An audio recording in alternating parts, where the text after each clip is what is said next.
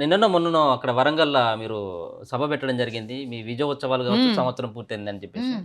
మీరు ఆ వరంగల్ డిక్లరేషన్ సంబంధించినటువంటి అంశంలో రాహుల్ గాంధీ వచ్చినప్పుడు మీరు ఆ స్టేజ్ పైన ఏమైనా ఉన్నారా? అప్పుడు కింద ఉన్నారు వచ్చేమో. అప్పుడు ఇచ్చినటువంటి వాగ్దానాల్లో భాగంగా మీరు చాలా హామీలు అక్కడ ఇవ్వడం జరిగింది. మళ్ళీ అదే వరంగల్కి వెళ్ళి మీరు అక్కడ విజయోత్సవాలు అని చెప్పేసి మీరు ఆ వరంగల్ డిక్లరేషన్ లో ఇచ్చినటువంటి హామీల్లో మీరు నెరవేర్చినటువంటి 500 రూపాయలు నిన్న దేశంలోనే అత్యధికంగా 62 లక్షల హెక్టార్లలో వరిని పండించి దేశ రికార్డు సృష్టించడం. మేము కాళేశ్వరం నీళ్ళు రాలేదే, వాడు దొంగ చెప్పిండు కదా, నీళ్ళు లేకపోతే చెరువులు ఎండిపోయినాయి, వరి ఎండిపోయింది, కట్టలు ఎండిపోయినాయి, అన్ని ఎండిపోయినాయి అన్నాడు. వెదవా చూడరా, సన్నబియ్యం పడినాయి 62 లక్షల హెక్టార్లలో. దేశ చరిత్ర సృష్టించిన మొదటి స్థానంలో ఉన్నాం. 500 రూపాయలు బోనస్ ఇచ్చినాం, ఒక్కలకు కూడా లెక్క తప్పకుండా ఇచ్చినాం. కొనుగోలు చేసిన ప్రతి ప్రభుత్వం గింజ ఎంత కొన్నదో అంతకు డబ్బులు చెల్లించినాం. ఈరోజు 18 లక్షల రూపాయలు, 18,000 కోట్ల రూపాయలు అక్కడ ఆ సభల నుంచే డిక్లేర్ చేసినాం. ఆ సభలోనే నిన్న దాన్ని మేము శంకరావం పూరించినాం. మేము అక్కడ అన్ని అయిపోయినాయి మేడం. అన్నీ ఎందుకు అయిపోతాయి? అన్నీ అయిపోతే మమ్మల్ని ఎందుకు? మీరు వరంగల్లో ఇచ్చినటువంటి డిక్లరేషన్, నేను అదే చెప్తున్నా. 55,000 కోట్ల రూపాయలు కేసీఆర్ దరిద్రుడు చేసిన అప్పులకి వడ్డీలు కట్టినాం. అవి కట్టకుండా ఈ రోజు రాష్ట్రానికి ఇంకో 55,000 కోట్లు మేము ఇచ్చినటువంటి ఆ పథకాల పేర్ల మీద అమలు అవుతుండే.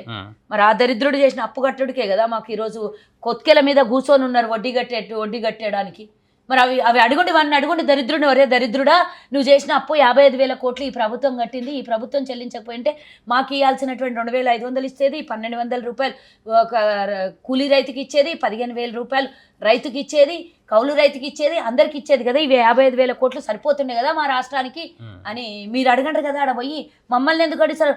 దొంగలు వాళ్ళైతే మమ్మల్ని వచ్చి మీరు దొరుకుతలేరా? మేము ప్రభుత్వంలోనే మేము చేసే పనులు మీకు కళ్ళకు కనబడతలేవా? మేము చేసే మీరు చెప్పండి. ఆ దొంగలు చేయడం వల్ల తెలంగాణ ఈరోజు కాంగ్రెస్ ప్రభుత్వానికి ఇంత నష్టం జరుగుతుంది. లేకపోతే 55,000 కోట్లు ఈరోజు ఇదే ప్రభుత్వం దగ్గర అవే ఉండింటే మేము ఇచ్చిన పథకాలకు సరిపోకుండా 55,000 కోట్లు అప్పుడు తెలియదా మీకు? 3.5 లక్షలు 3.5 లక్షల కోట్లు అనుకున్నాం, 7.5 లక్షల కోట్లు అయింది. వడ్డీ కట్టేటోడు వాడిని ఏమనలేదు కానీ మా కుత్కెల మీద కూర్చుంటున్నాడు. వాడు తీసుకున్నాడు, బాగానే తీసుకున్నాడు, మా మీద కూర్చుంటున్నాడు. తెలియదా అనంటే మీకు తెలియదా? అప్పుల రాష్ట్రం ఉన్నది, కొంచెం సమయం పడుతుంది, ఇబ్బంది పెట్టొద్దు, ప్రభుత్వం ఏమి తీసుకొని పోయి మింగేస్తలేదు పైసలు అని మీకు తెలియదా? ఎన్ని కష్టాలు పడుతుందో. 18 గంటలు ప్రభుత్వం పనిచేస్తుంది. ఆ దరిద్రునిలాగా ఫామ్ హౌస్లో పడుకుండా మా ముఖ్యమంత్రి. అందుకే కదా అవకాశం ఇచ్చింది మీకు. అవకాశం ఇచ్చినప్పుడు పనులు చేస్తున్నప్పుడు ఎంకరేజ్ చేయండి. మీరు ఇచ్చిన వాగ్దానాలు, డిక్లరేషన్ ఇచ్చినటువంటి వాగ్దానాలు నేను అన్ని చెప్తున్నా. నేనే చెప్తున్నా 2 లక్షలు ఏకకాలంలో అన్నారు, అది కాలేదా? మాట్లాడుతాం 18,000 కోట్లు మిగతా ఉన్నటువంటి వాళ్ళు అన్ని చేస్తామని చెప్పి మేము 2 లక్షలే అన్నాం. 2,10,000 ఉన్నోనికి 10,000 కట్టుకుంటే 2 లక్షల లోపు ఉన్నటువంటి 4 లక్షల మంది ఉన్నారు ఇంకా మేడం. వాళ్ళకి కొంతమందికి టెక్నికల్ ఇష్యూస్ ఉన్నాయి. రేవంత్ రెడ్డి గారు ఒక ముఖ్యమంత్రి స్టేట్మెంట్ ఇచ్చారు. కేసీఆర్ లాంటి దొంగ స్టేట్మెంట్లు ఇయ్యారు. అకౌంట్లల్లో చిన్న చిన్న ఇబ్బందులు ఉండో, లేకపోతే వాళ్ళది ఏమైనా పాస్బుక్లలో ఇబ్బంది ఉండో ఇయ్యలేదన్నారు. మేము ఖుద్దు చెప్తున్నాం ఇంకా 10-11 లక్షల రుణాలు మాఫీ చేయాలి, అవి కూడా త్వరలో చేసేస్తామని చెప్తున్నాం. మీలాగా అబద్ధాలు ఆడం 18,000 కోట్లు చేసినాం, 18,000 కోట్లని చెప్తున్నాం. వాడు 10 ఏళ్లలో 11,000 కోట్లు కూడా మొత్తం కలిపి రైతు బంధుకి రుణమాఫీకి చేయలేదు. మేము ఇంత 25 రోజులలో ఇంత చేస్తే ఆడిని వదిలేసి మమ్మల్ని పట్టుకొని అడుగుతారు, ఇంటరాగేషన్ చేసి దొంగలకు అడుగుతారు, గట్లా అడుగుతున్నారు.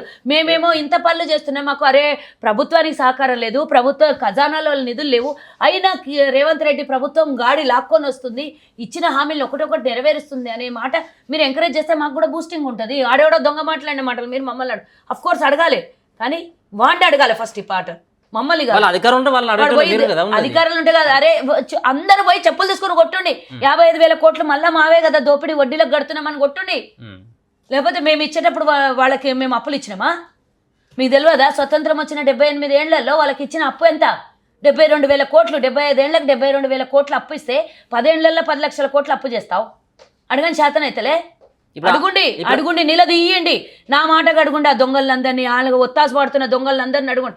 అరే మీరు చేసింది ఏంది? కాళేశ్వరంలో దోచుకునేది ఎంత, తెలంగాణ మీద దోచుకునేది ఎంత? ఆ రోజు గుండు సూది కూడా దేశంలో తయారు కాకుంటే కాంగ్రెస్ ప్రభుత్వం వచ్చిన తర్వాత ఫ్యాక్టరీలు పెట్టింది, ఇండస్ట్రీస్ కట్టింది, ప్రాజెక్టులు కట్టింది, విద్యాలయాలు కట్టింది, ఆసుపత్రులు కట్టింది, రీసెర్చ్ సెంటర్లు కట్టింది, రోడ్లు వేసింది, విద్యుత్ ఇచ్చింది, ప్రతి ఒక్కటి చేసింది కాంగ్రెస్ రా. మీరేం చేసిందని ఆ దొంగలు అడుగుతారు.